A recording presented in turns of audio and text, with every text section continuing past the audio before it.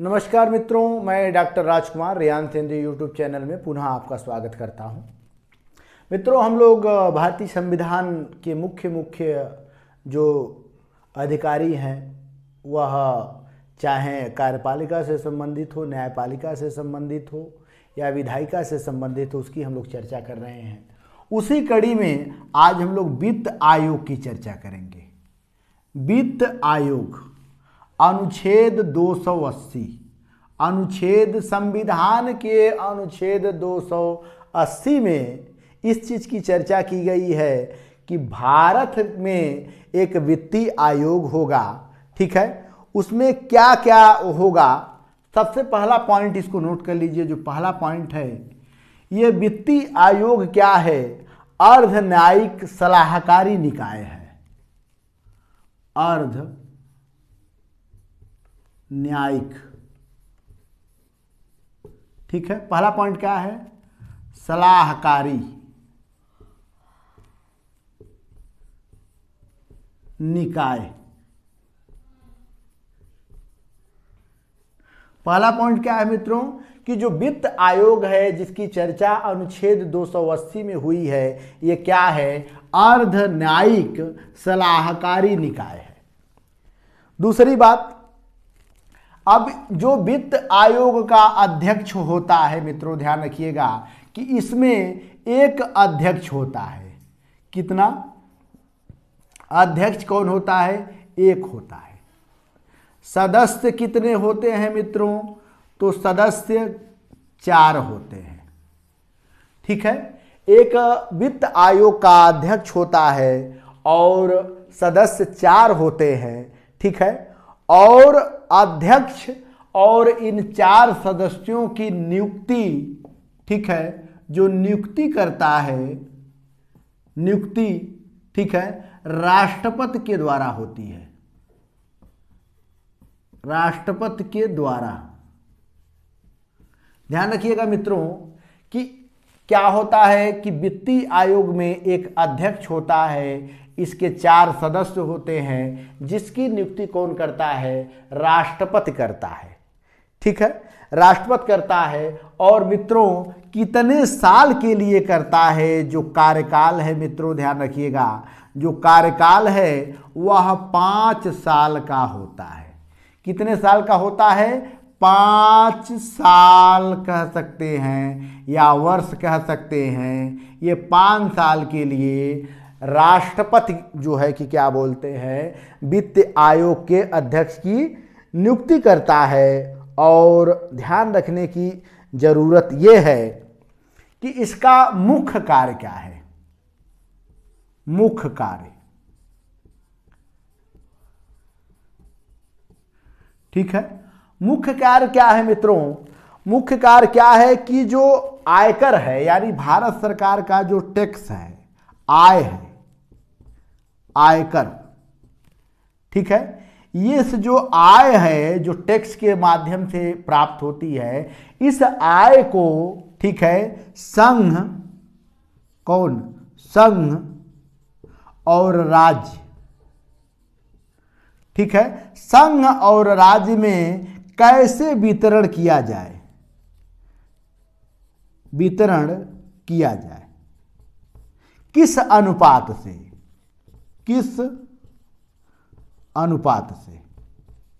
इसका काम क्या है कि जो आयकर है, जो टैक्स है, जो हम लोगों को देना पड़ता है, ब्रश करिए तब भी टैक्स, खाना खाइए तब भी टैक्स, बैठ जाइए तब भी टैक्स, ट्रेन में खड़ा होकर जाइए तब भी टैक्स, नौकरी करिए तब भी टैक्स, सामान खरीदिए तब भी टैक्स, मतलब हर जगह सरकार आपसे टैक्स लेती है। उस टैक्स को क्या करती है कि वित्त आयोग में टैक्स का सारा पैसा वित्त आयोग के पास रखा जाता है। और ये देखा जाता है कि जो संघ है यानी दिल्ली है, उत्तर प्रदेश को कितना पैसा दे रही है, बिहार को कितना पैसा दे रही है, बंगाल को कितना पैसा दे रही है, सबका एक निश्चित अनुपात से बंटवारा होता है। इसीलिए मित्रों किसी की भी सरकार हो, एक नैतिक जिम्मेदारी बनती है। भले मोदी जी जो है कि क्या बोलते हैं, बंगाल के मुख्यमंत्री का समर्थक नहीं है, लेकिन बंगाल का जो हिस्सा है उनको मजबूरी बस देना पड़ेगा।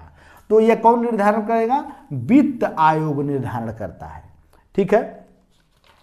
भारत के संचित कोष राज्यों की सहायता, जैसे जो भारत के जितने राज्य हैं उसकी सहायता करने का एक सिस्टम बनाया गया है कि उनको सहायता करना ही होगा, और उनके सहायता के लिए जो राज्य में अनुदान दिए जाते हैं, राज्यों के अनुदान राज्यों के अनुदान किसके द्वारा दिए जाएंगे? संघ के द्वारा दिए जाएंगे। संघ के द्वारा,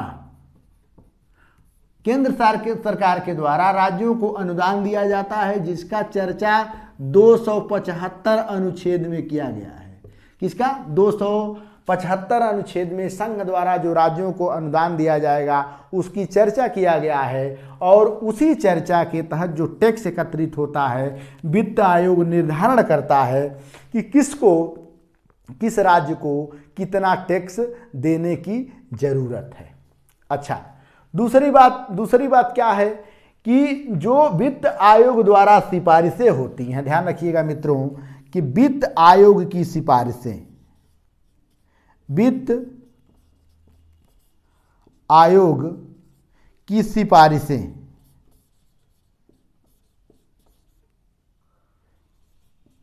ठीक है, जो वित्त आयोग की मित्र सिफारिशें होती हैं, ध्यान दीजिएगा, वह राष्ट्रपति द्वारा संसद के प्रत्येक सदन में रखा जाता है। वित्त आयोग की सिफारिशें राष्ट्रपति द्वारा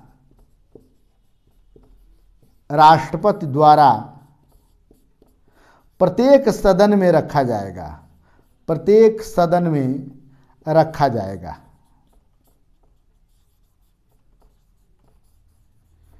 अब ऐसा नहीं है कि मोदी जी चाहें तो चोरी चोरी यूपी को ज़्यादा देंगे, बंगाल को कम देंगे।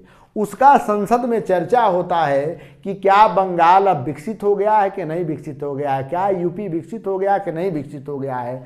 जब वित्त आयोग कहता है कि बिहार को इतना 1000 करोड़ रुपया देना है, उसकी जब सिफारिश करता है, वहाँ के मुख्यमंत्री केंद्र से सिफारिश करता है, तो उस सिफारिश को जो राष्ट्रपति होता है किसके सदन में ले जाता है? प्रत्येक सदन में, यानी लोकसभा और राज्यसभा के सदन में ले जाएगा। इसकी चर्चा अनुच्छेद 281 में की गई है। अनुच्छेद 281 कहता है कि वित्त आयोग की सिफारिशें राष्ट्रपति जो है प्रत्येक सदन के पास रखेगा, फिर वो है जो कि पास होगा। यह ध्यान रखने की जरूरत है। और जो वित्त आयोग का जो भी सदस्य होता है या अध्यक्ष होता है, यह वही वरीयता रखता है, इसकी अहर्ता वही रखेगा। मतलब कौन बन सकता है? वह या तो एचसी मतलब हाई कोर्ट, या एससी या सुप्रीम कोर्ट के न्यायाधीश के बराबर ठीक है योग्यता हो,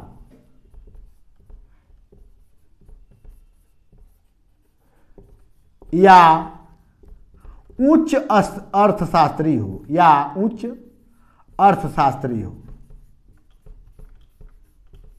अब मित्रों बड़ा सिस्टम बदल रहा है। अब चूंकि मोदी जी के गवर्नमेंट में तो इतिहास वालों को अर्थशास्त्र दे दिया गया, अर्थशास्त्र वालों को इतिहास विभाग थमा दिया गया, कोई जैसे निश्चित नहीं है इसलिए। लेकिन नियम क्या है कि अर्थशास्त्र का वह जैसे ज्ञाता हो, या हाई कोर्ट या सुप्रीम कोर्ट के न्यायाधीशों की योग्यता बराबर रखता हो, यह इसका अध्यक्ष या सदस्य बन सकता है। तो वित्त आयोग की चर्चा मित्रों कहाँ की गई है? 280 में। कम से कम इतना ध्यान रखना है, नियुक्ति कौन करता है? राष्ट्रपति करता है मित्रों। इनका काम क्या है? इनका मुख्य कार्य क्या है? टैक्स का बंटवारा करना, कि संघ को कितना दिया जाए, राज्य को कितना दिया जाए, किस अनुपात से दिया जाए। और जब यह सिफारिशें हो जाती हैं तो वित्त आयोग का जो अध्यक्ष होता है उन सिफारिशों को राष्ट्रपति के सम्मुख रखता है। राष्ट्रपति क्या करता है कि प्रत्येक सदन में ले जाकर उसकी चर्चा करता है, तब निश्चित होता है मित्रों कि किस राज्य को कितना पैसा दिया जाना चाहिए। यानी टैक्स का जो बंटवारा होता है यही वित्त आयोग करता है। मेरे ख्याल से मित्रों आप लोगों को बहुत अच्छी तरह से समझ में आया होगा।